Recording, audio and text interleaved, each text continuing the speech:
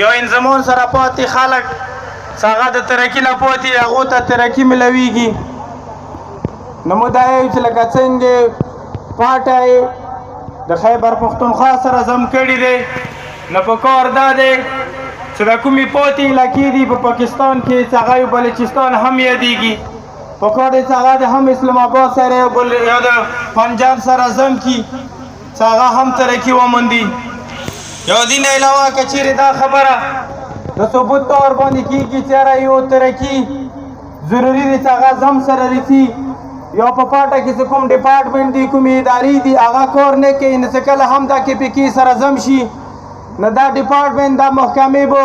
ورځ په ورځ د ترقي وموندي.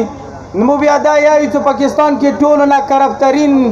اداره چې کومه دی هغه پولیس دی. په کار دا نه دی چې پولیس د هم پوج کې ضم کړلی شي، چې د پولیس کوم طریقه کار دی دا به بدل شي چې پوج کې ضم کړي، نو پولیس کوم طریقه کار دی دا به دروست شي. نو موږ ملګرو دا خبره کوو چې د پاټه ضم کېدل دا د قبایلو دپاره نه دي،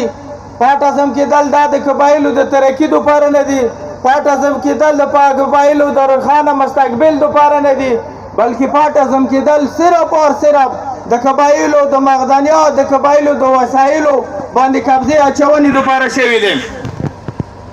نو دا کوشش کوم روان دی، زموږ ځینې ملګري دا پروپیګنډه کوي چې کوم دا خلک دي د هغه سیستم غواړي چې کوم مخکینی سیستم و د هغه خلک جرګې والا سیستم ته باید نظر کشي، دایمي مشرانو ته باید نظر کشي. مو د دغه راتګ او د دغه پنډول مطلب صرف دا دی چې د قبایلو پښتنې نه بغیر چې کوم انضمام شوی دی باید چې قبایلو نه د پښتنه وکړلی شي. کوم سرتاج عزیز چې کوم رپورټ پیش کړی دی پکار یې هغه ته د سنجیدګي سره ولیدلی شي. زموږ د دې مطلب دا دی چې د پاکستان کې آئین کې دا لیکلي دي چې پاټه دپاره آئین سازي نشي کېدلی، بیا هم د اتوار ورځې د مو خلاف یا د مو په حق یو بیل پس کېږي. نه خپله خبره مو په دې حوالې سره مختصر کوم چې که چیرې قبایلو نه پوښتنه وکړلی شي چې د څلورو آپشنو کې د قبایلو کوم یو آپشن خوښي د ریفرنډم په ذریعې باندې پکار یې په قبایلو دغه لوګ وکړلی شي. اول دا که چیرې قبایل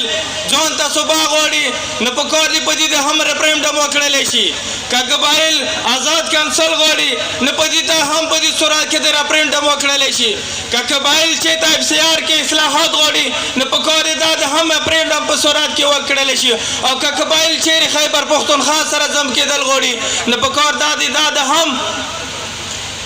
د ریفرنډم په ذریعې باندې وکړلی شي. باید د دوو مشرانو یا د دوو مینوګانو خبره نه دی، دا د ټولو قبایلو پوښتنه دی، دا د ټولو قبایلو رایه دی، او موږ دا یو چې دی که د ټولو قبایلو نه رایې واخیستل شي. مننه، خوشحال بریالي اوسئ.